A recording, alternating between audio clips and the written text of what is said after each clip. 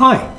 Now, we're back for the next discussion for ambient guitar or any guitarist looking to be totally free. I'd like to discuss with you now a movement that was popular for a while. It's called Aleatoric music, or music by chance. The Latin word alea, A-L-E-A, means dice. Now, this has been, people have done this for a long time. In fact, Mozart wrote different pieces where he would, the different measures of the music, he would put together by assigning a number and rolling dice. So that's an example of music by chance. The main person who really did this and studied it and wrote about it, although many composers have, is John Cage. Now, John Cage lived from 1912 to 1992, and in his music of change, there was random events.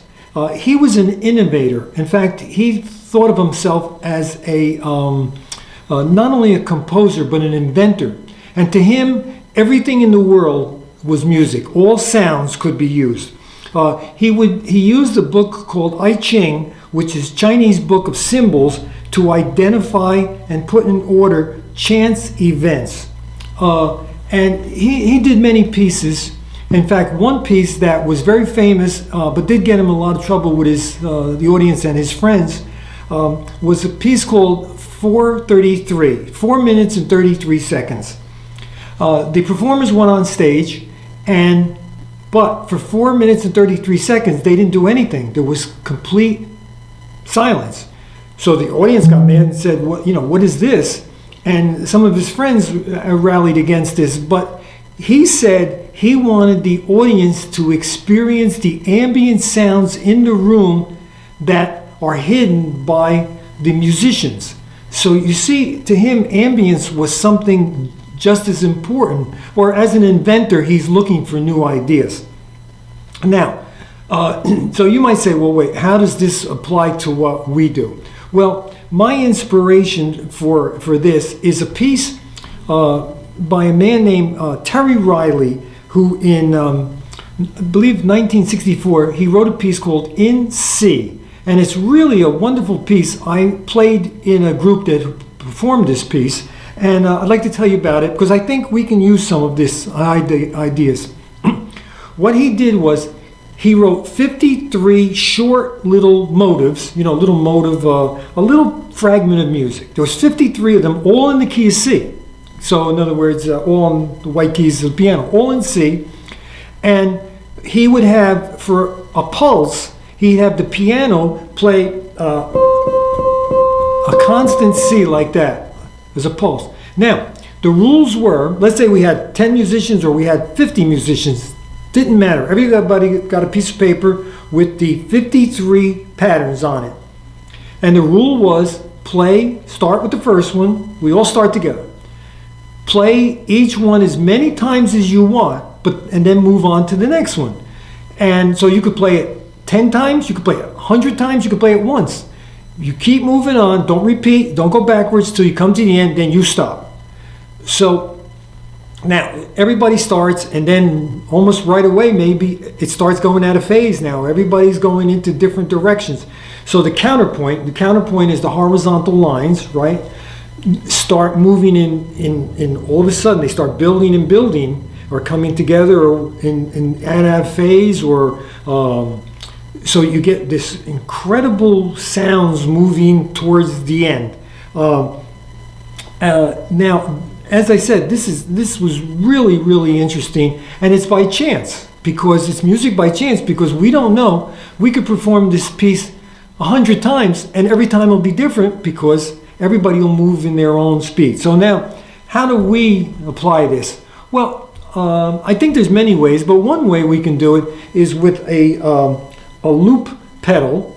We can play the background as ever we want it, and then above it add phrases or little bits or sounds. If you record sounds from nature or from the world, add whatever you want above it, and we get this counterpoint moving in and out maybe like floating above the beat and the, well, I did a drone on D5, something like that, whatever you want. You could have repeated notes, you could have a phrase, you could have any kind of thing, anything your mind could conceive of. So let's try it. Now what I did was, I made, just for our purposes, I made 4 little sections, cells, some people call them cells, phrases, motives, whatever you want to call it. And I will introduce them one at a time over the beat, over the drone. And then I will randomly maybe add them in different places, and we'll see what happens. And with the pedals available today, when these people were alive, John Cage and Terry Riley, I think Terry Riley's still alive, but John Cage, or many other composers, they didn't have all these things that we have to computers. Well, they had computers, but not like we do, and certainly not the pedals. So let's try it.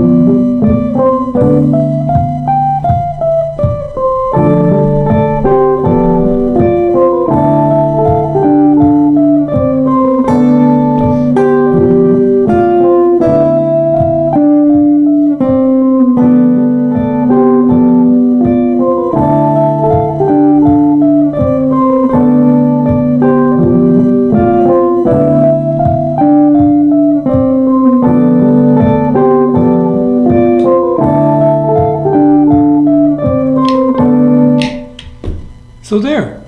So you hear how it grew? It grew and grew and grew. Now I know this is not maybe what people expect, but now these were sort of condensed. If you elongated them into longer lines, and then let's say it gradually grew and grew, and of course I'm not using any effects.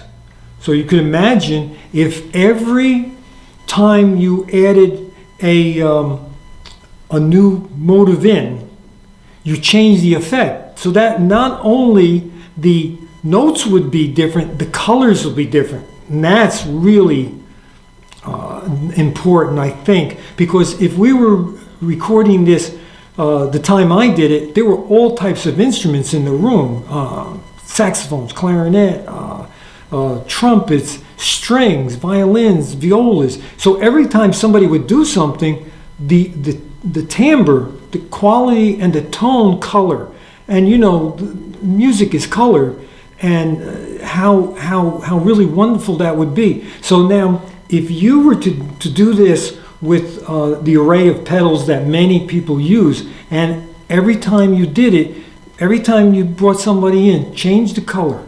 I think the painting, it would be like the painters, Jackson Pollock.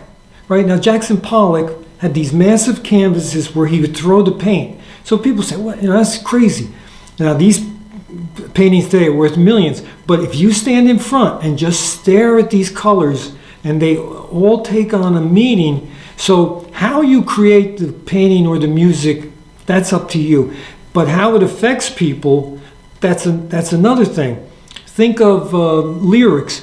When I think it was John Lennon, he would write lyrics that sometimes the meaning of the word didn't matter. He was listening to the sound of the word, so he's creating his lyrics or his music by sound, even though he's talking about words. So I think you could use this technique to really create some wonderful canvases of sound.